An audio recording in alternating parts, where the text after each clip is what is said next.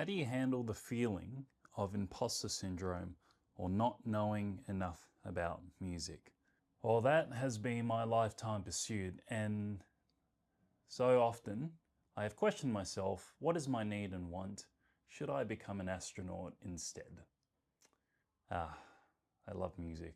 Hey everyone, it's Brian here. I hope you're doing well, and today I'm doing my first ever Q&A, and these questions come from my subscribers to my newsletter, The Mental Musician.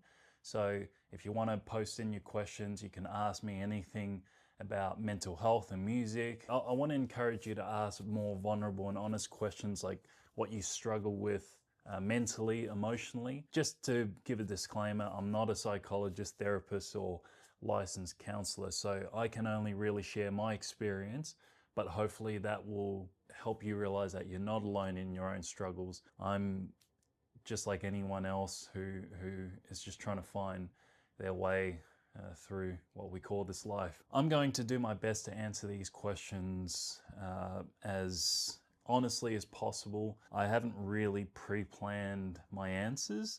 We'll see how we go, and hopefully whoever's question I've answered, that helps you a little bit. Okay, so the first question comes from Sammy Lee. How do you handle feeling like your music is being sent into the void? I also sometimes feel like a zombie in general with music, like I'm going through the motions. Very good question, Sammy. Story of my music life, Right off the bat, I'll admit something. I've never released a single, an album, at least through digital streaming services like Spotify. I've never had a CD printed or pressed. I haven't done that. I have written songs, I've uploaded videos onto YouTube.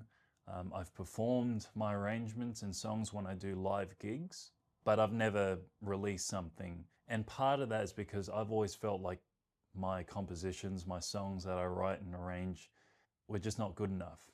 For a long, long time, I always was scared that if I get one person who says that song is shit, or you're not good enough, or your guitar technique is awful, that basically just confirms the insecurities and doubt I have.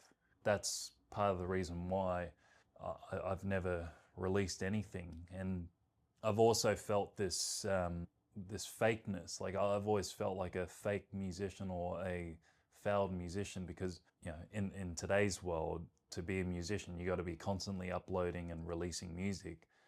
Whereas I'm not doing that. The music that I create is either performed privately or within my room here. So now that I'm a little bit older and I've gone through 10 years of being insecure and living in fear and being scared to release anything, whether it's a YouTube video, music, or podcast, whatever it is. Now when I upload something, I always remind myself that if I put in a big effort, if I feel like it's a reflection of who I am, my values, the story I wanted to tell, then it's okay. The most important thing that I've done for myself is to not tie my entire self-worth, value, identity into that one song or that one release. For me, I'm only 28 years old, even though I've been a musician for what feels like my whole life. You got to tell yourself that if you want to be a musician, if being a musician is something that you want to do for a very, very long time, for the rest of your life, then you're going to be releasing a lot of music. You're going to be creating and writing thousands of songs. So you got to judge yourself based on a whole body of work or your lifetime of work. It reminds me of a piece of advice that my music teacher, my high school music teacher, gave me once, which still sticks to me this day. And anytime I feel this insecurity, I remind myself of this. She said, just because you have 3 bad performances, it doesn't make you a bad musician. And at the same time, just because you give 3 good performances, it doesn't make you a great musician. You got to judge yourself over a long period of time. And at the time, I was 17 years old, so I didn't really listen to her that much. But now being a little bit older, I really understand what she means. And every time I release a video or write a song, that initial fear and insecurity and doubt that I have, it doesn't last very long. It might only last an hour after I've finished writing. But once that fades, if you get it up and share it to the world, that doubt goes away. At least for me, it did. If you're still worried about releasing it, one thing I would say to you is maybe play it to a friend, and not a friend who is super, super close with you. Play it for a family member or friend who you know will give you straight talk, who will just say straight to your face, it's shit, or I don't like it, or it's brilliant. Obviously, you got to be careful and you got to be prepared if that person who talks straight is going to just tell you right to your face that they don't like the song. So be prepared for that. But if that friend of yours who is very, very honest just gives it to you straight, I think that gives you the validation to know that what you created is worthwhile. It's worth something in that moment. And when you move on to the next thing, you try to get a little bit better. And rather than carrying over some doubts and insecurities, you're carrying over a bit of confidence to know that, hey, you created something, you got it out there, whether that is sharing it to a friend, performing it live, recording and uploading it, you got it out there. So sharing it into the world doesn't necessarily mean you have to post it on social media or YouTube. I know that's what the world of social media and the internet is these days, and everywhere you look, people are saying you got to upload 55 times a day. You don't have to do that. So Sammy and anyone else who's listening, if you feel like you're worried or scared about releasing your music, firstly, remind yourself or ask yourself, did you put in your heart and soul into it? Did you put in a good effort? Are you proud of the work?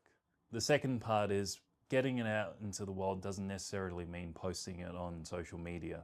That is like 0.1% of the validation or confirmation that you'll get. The real pleasure, satisfaction, validation that you have within yourself is playing it for real people in front of you. So try that. See if that works for you. In the end, I think a lot of artists and musicians feel this way, that feeling of never being good enough, that feeling of having to constantly prove themselves. And I'm not sure if that feeling will ever go away, but at the same time, what's important is having a feeling of being okay and accepting your limitations, but also knowing what you can do already, because then that feeling of not being good enough, it might just push you to continue getting better, and it keeps you on the edge on a healthy level. I hope that helps you guys. I hope you enjoyed today's Q&A, the first one, mental musician, all that good stuff.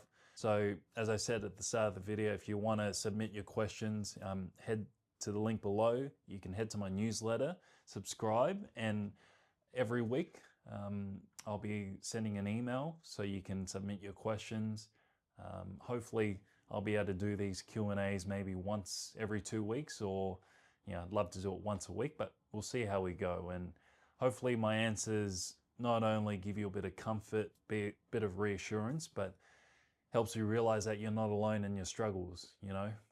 So far the questions I've gotten, those are questions that I've been asking myself pretty much my whole life, not just in music. So hopefully that gives you a bit of comfort, and I'm trying to work it out as well. And yeah, we can work it out together, and maybe you find an answer and you might have an answer that I will find useful. Anyways, guys, take care of yourselves and look forward to the next Q&A.